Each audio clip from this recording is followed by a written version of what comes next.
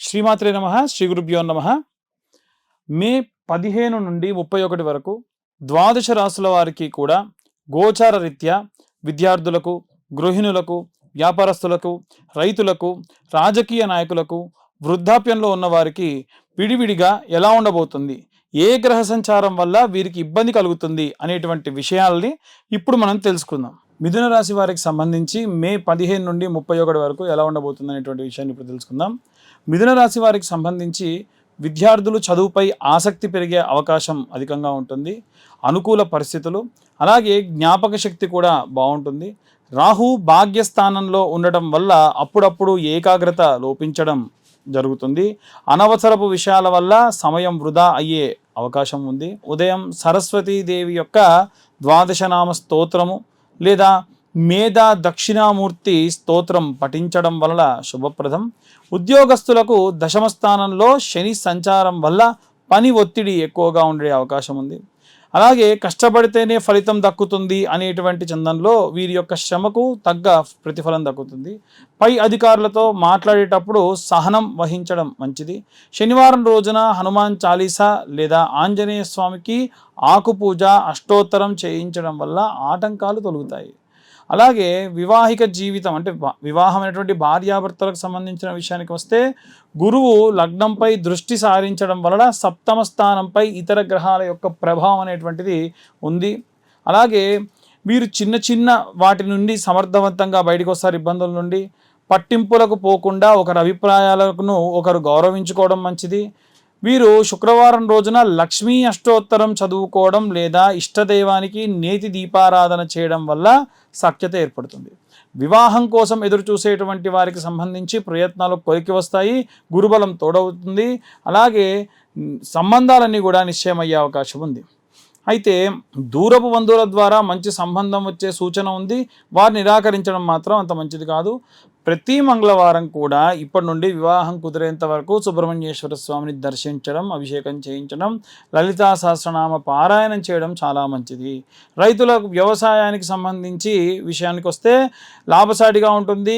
కొత్త వంగడాలు లేదా సాగు పద్ధతిపై ఆసక్తి పెరుగుతుంది.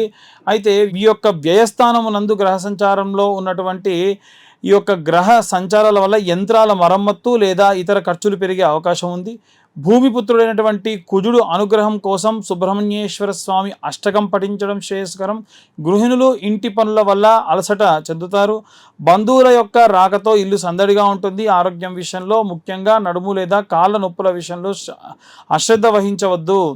అలాగే పొదుపు పట్ల దృష్టి సారించడం మంచిది. పరిహారానికి విషయానికి వస్తే ఇంట్లో నిత్యం దీపారాధన చేసేటువంటి లక్ష్మీదేవిని స్మరించడం వల్ల కుటుంబంలో ప్రశాంతత లభిస్తుంది. రాజకీయ నాయకులకు సంబంధించిన విషయానికి వస్తే వీరి మాటకు విలువ పెరుగుతుంది. ప్రత్యర్థుల యొక్క ఎత్తుగడలను చిత్తు చేస్తారు.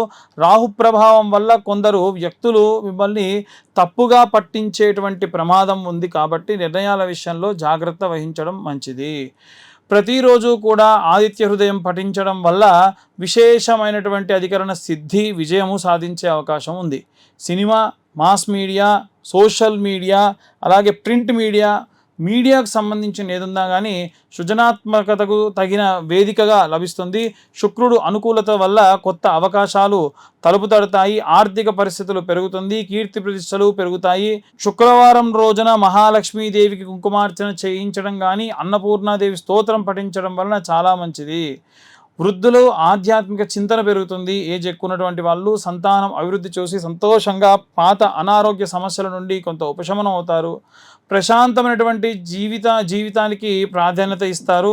అలాగే విష్ణు సహస్రనామ పారాయణం వినడం లేదా చదవడం మానసిక ప్రశాంతత, సంపూర్ణ ఆరోగ్య అలసట తగ్గుతుంది. అలా ఈ ప్రతికూల పరిస్థితుల నుండి బయటపడడానికి మనము ఎలాంటి రెమెడీస్ తీసుకోవాలి, ఏ మంత్రం చదవాలి అనేటువంటి విషయాన్ని ఇప్పుడు మనం తెలుసుకుందాం. ఇప్పటి వరకు ఈ రాశి వారికి సంబంధించి ఉన్నటువంటి ప్రతికూల పరిస్థితులు, అనుకూల పరిస్థితులు చెప్పుకున్నాం. మరి ఏ రెమెడీస్ చేయాలి, విద్యార్థులు ఏం చేయాలి, గృహిణులు ఏం చేయాలి, ఇలా మనం ఒక్కొక్కల గురించి మాట్లాడదాం. విద్యార్థులు ముఖ్యంగా చేయాల్సిన పని ఏంటంటే రోజు బ్రహ్మీ ముహూర్తంలో లేండి. వీలైతే మీద దక్షిణామూర్తి స్తోత్రం ఒకరోజు, గణపతి స్తోత్రం ఒకరోజు, లేదా వీలైతే హయగ్రీవుడి యొక్క స్తోత్రం ఇలా 11 సార్లు చదవండి. మీరు ఉదయాన్నే గణపతి దగ్గర గరక తెచ్చి పెట్టుకోండి. బుధవారం కానీ లేకుంటే ఇంకే రోజులో అయినా సరే, ప్రతిరోజు చేసినా మంచిదే. గరక తెచ్చి దానికి కట్టలా కట్టి 11 కట్టలు కట్టి లేదా 21 కట్టలు కట్టి ద్వాదశనామ స్తోత్రం లేదా ఏకాదశ నామ స్తోత్రం ఏదైతే ఉంటుందో ఆ నామాలన్నీ కూడా చెబుతూ స్వామివారి పాదాల దగ్గర పెట్టండి, ఫోటో దగ్గర పెట్టండి. సంకష్టి హోమాలు జరిగినప్పుడు అమ్మగారికో నాన్నగారికో తీసుకెళ్ళి హోమంలో లేకుంటే పూర్ణాహుతిలో వేయమనండి, చాలా మంచిది. ఒకటి. రెండోది, ఉద్యోగస్తులు ఎవరైతే ఉన్నారో ఉద్యోగస్తులు వీలైతే శనగల దండని దత్తాత్రేయ స్వామి దేవాలయంలో కానీ దక్షిణామూర్తి దేవాలయాల్లో ఆయన మెడలో వేయించండి. అది కూడా గురువారం నాడు మంచి గురుబలం పెరుగుతుంది. ఉద్యోగస్తులకు కావాల్సింది అదే. వివాహం కోసం ఎదురు చూస్తున్న వాళ్ళు కూడా ఇదే చేయాలి. వీలైతే మీ అమ్మా నాన్నతో చేయించండి. వివాహం కోసం ఎదురు చూస్తున్న వాళ్ళు గురువారం రోజు ఉదయం 7:20 నానబెట్టిన శనగలతో కూర్చున్నటువంటి శనగల దండని. అలాగే గురుగ్రహానికి సంబంధించి జపం కూడా చేయించుకోండి. ఈ యొక్క ఉద్యోగస్తులు అలాగే వివాహం కోసం చూస్తున్న వాళ్ళు, డైవర్స్ అయ్యి మళ్ళీ కలవాలనుకునే వాళ్ళు కూడా ఈ యొక్క రెమెడీ పాటించవచ్చు.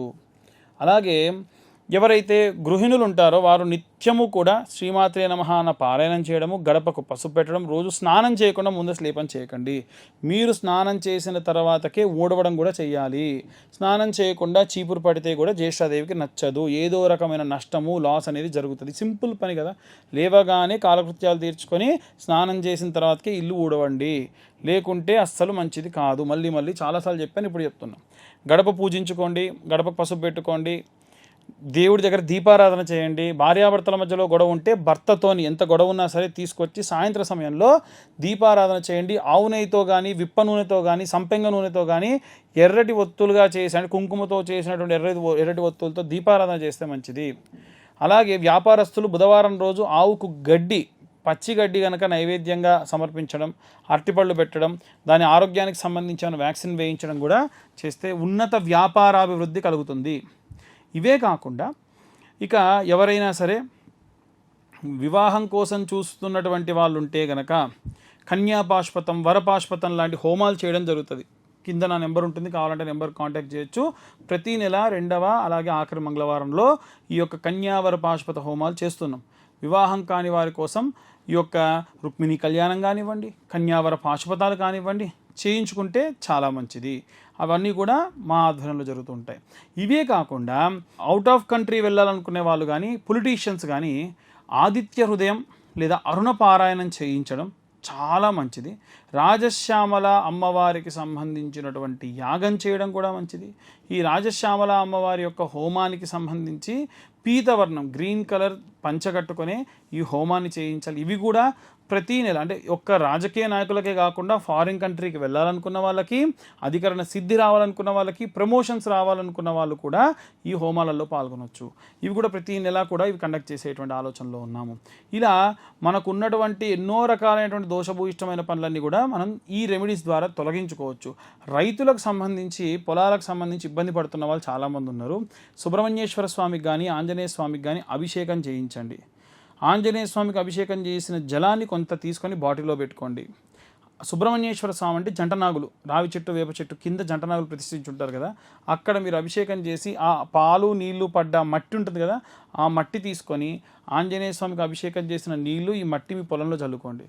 నైరుతి మూలలో నిమ్మకాయ కోసి పెట్టండి, గుమ్మడికాయ కొట్టి పెట్టండి. బలి, కుంకుమ, పసుపులు వేయకూడదు, కేవలం కోసి అలా పెట్టాలంతే. దానివల్ల పంటకు ఏమైనా సరే చెడు, దృష్టి, దోషం అన్నీ కూడా పోతాయి. ఒకవేళ మీకు చాలా పెద్దగా ఉందనుకోండి, దాన్ని విడివిడిగా భాగాలు, ఎకరం భాగాలుగా చేసుకొని ప్రతి ఎకరానికి కూడా ఈ నిమ్మకాయ, జస్ట్ ఒక నిమ్మకాయ కోసి పెట్టండి. అది మీరు ఏ వారమైనా చేయొచ్చు. సోమవారం నుండి ఆదివారం వరకు ఎప్పుడైనా చేయొచ్చు. ఈ వారం చేయాలి, ఈ వారం చేయకూడదు అని ఏమీ లేదు. అలా చేయండి. దీనివల్ల రైతులందరూ కూడా మంచి అభివృద్ధి చెందుతారు, బాధపడకుండా ఉంటారు. అకాలంగా ఏమన్నా జరిగేటువంటి పనులని మీకు ముందే తెలుస్తూ ఉంటాయి. వృద్ధులు ఎవరైతే ఉంటారో వారందరికీ నేను పదే చెప్పాను, విష్ణు సహస్రనామ పారాయణం కానీ, అలాగే వెంకటేశ్వర స్వామి యొక్క గోవింద నామాలు కానీ చదవడం మంచిది. భార్య భర్త ఇద్దరు కూడా కూర్చొని రోజు సాయంత్రం పూట ఏదో ఒక స్తోత్రం కలిసి చదవడం వల్ల విశేషమైనటువంటి లక్ష్మీ కటాక్షం కలుగుతుంది. డబ్బు కోసం ఇబ్బంది పడుతున్న వాళ్ళకు కూడా ఇబ్బందులన్నీ కూడా పోతాయి. ఇక ఇవన్నీ కూడా గోచార రీత్యా చెప్పేటువంటి విషయాలు మాత్రమే.